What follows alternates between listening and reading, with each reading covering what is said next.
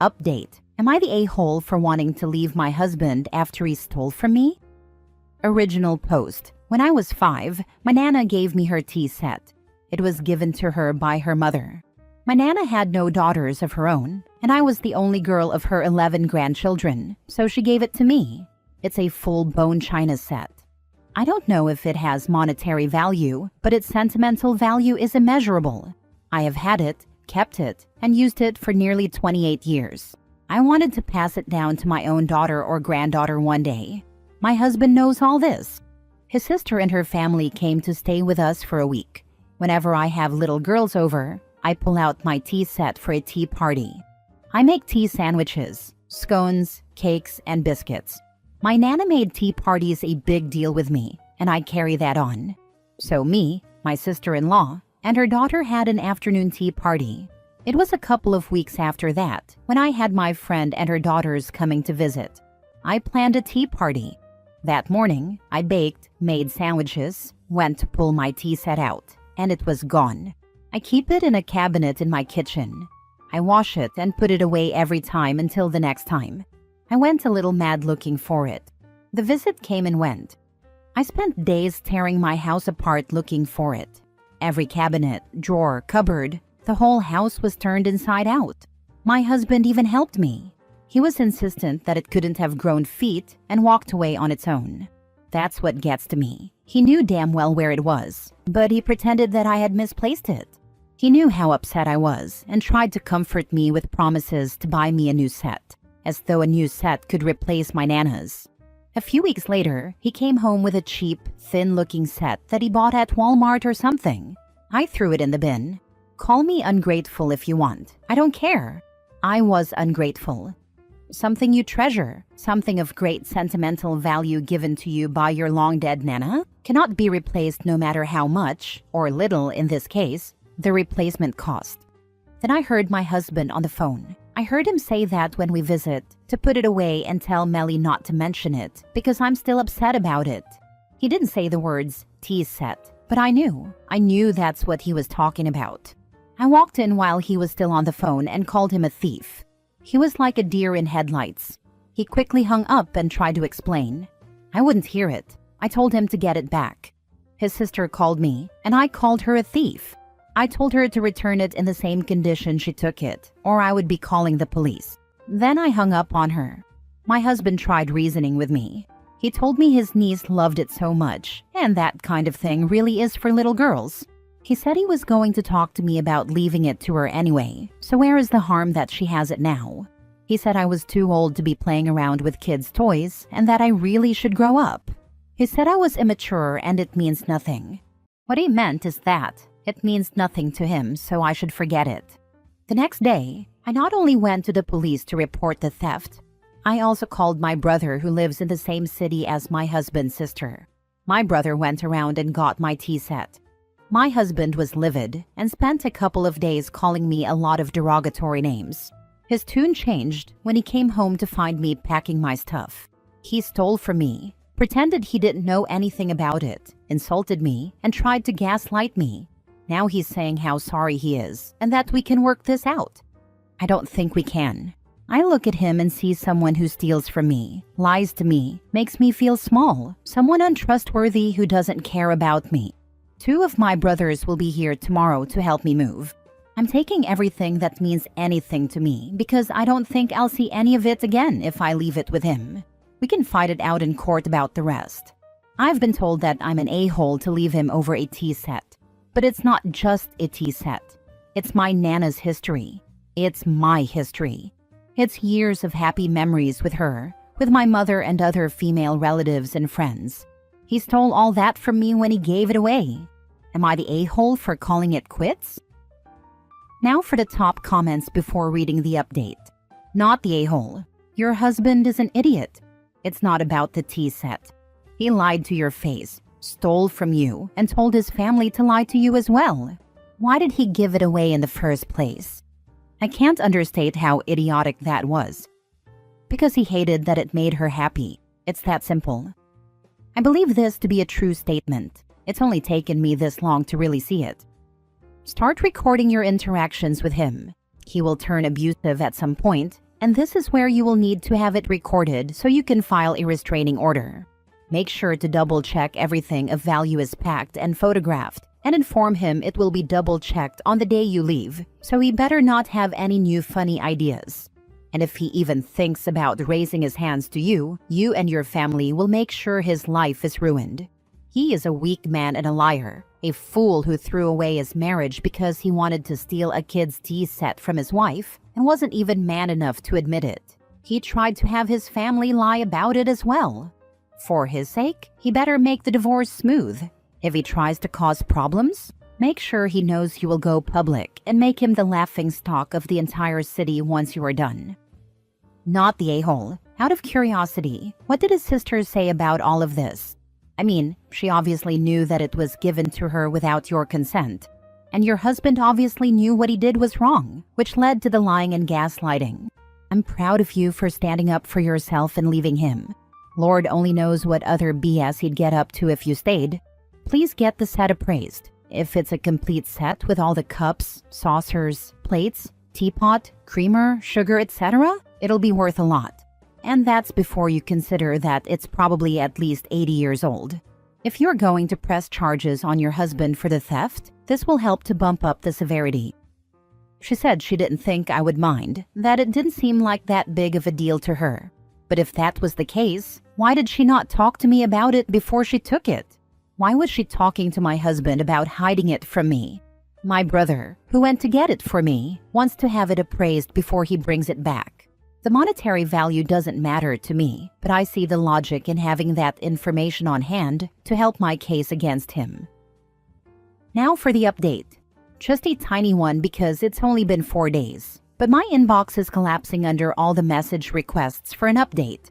I am moved out. 2 of my brothers and 2 of my cousins helped me to move. I took videos before, during, and post my leaving. There was some unpleasantness prior to their arrival, but their arrival brought that to an end.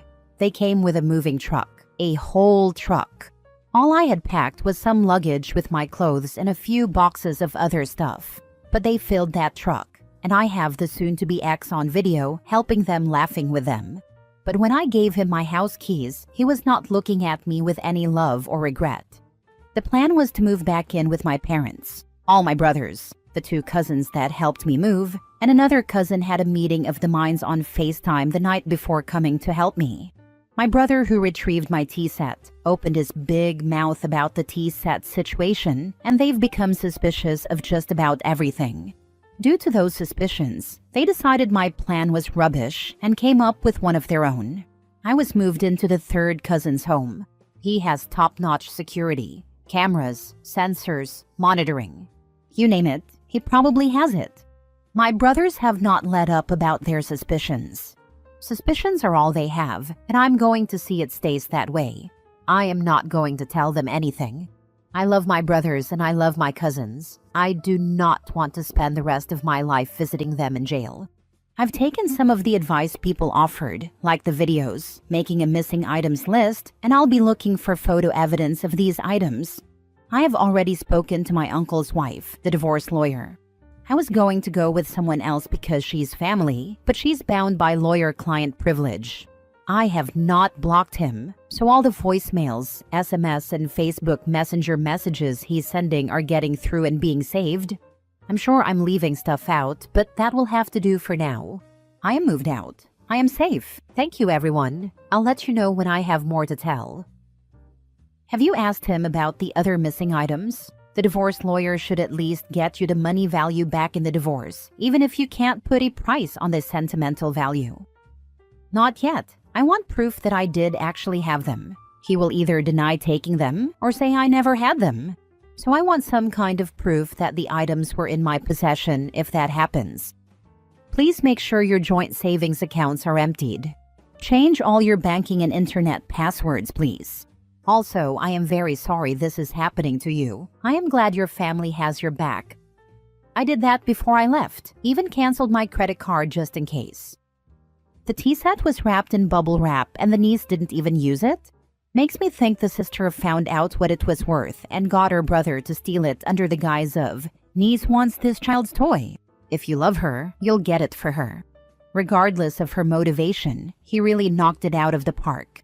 The lies, the gaslighting, the dressing you down like a child, all of it was him. It's not about a tea set.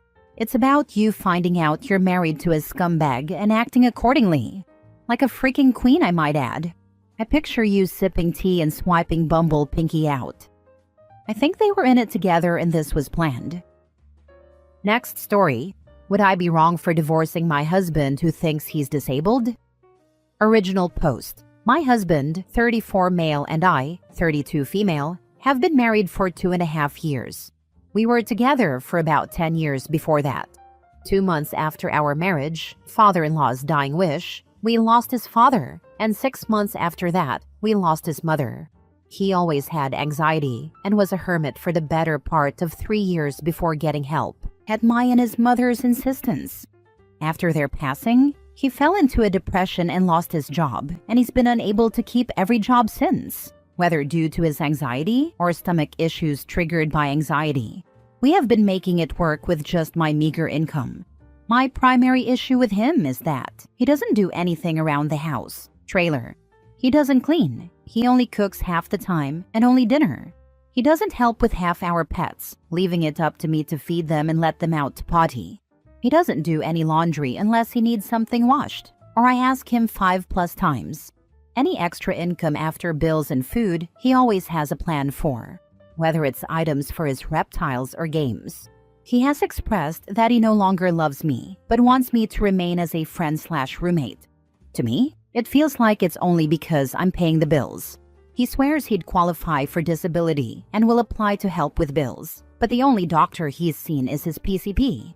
Am I in the wrong for wanting to divorce him and move, leaving him in a spot where he may lose the trailer he inherited from his parents?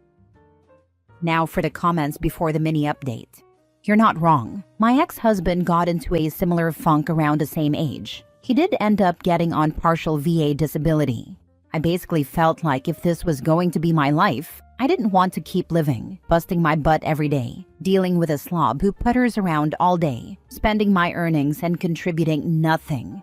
Then we wanted kids, and I realized I was already tapped out taking care of my husband. I left him. It was the best decision I could have made at that juncture. He's fallen apart and I feel for him, but it is not my job to fully support a grown man who won't lift a finger for himself, let alone for me. I'm much happier now. I found a great guy I'm dating who has a decent career, is fiscally responsible, picks up after himself, and washes the dishes every time I cook. It's like night and day. Be ready for him not to understand though. My ex had told me he wasn't attracted to me anymore, and we slept in separate rooms, yet he still thought it was horrible of me to leave him. He did seek alimony. That does put things into perspective, so thank you for sharing. I was wary about alimony. After all, he has no income and I wouldn't be able to support multiple households. I've never gone through a divorce before, and I feel like I'm getting in over my head. Consult with a lawyer, but alimony is rarely awarded and doesn't sound like you make enough to pay it. In general, you need to be married a long time for that to happen. It doesn't sound like you'll have lots of assets, but more like debts. Mini update. I have decided to file for divorce and try to get the trailer and car. Without me, he would lose the trailer in a month. It would allow me a clean slate to start afresh on my own. He has not changed and will not change. I'm sure in time I'll find a true partner in another. If not, I'll be a cat lady then. Last story. Am I wrong for telling my husband things will get done, with or without him? My husband and I have been together for almost 11 years. When I met him, I was doing everything by myself, independent woman and all that. I would work, pay bills, etc. No, I wasn't depending on anyone to run my vehicle here or there. I was minding my business. He was the one pursuing me.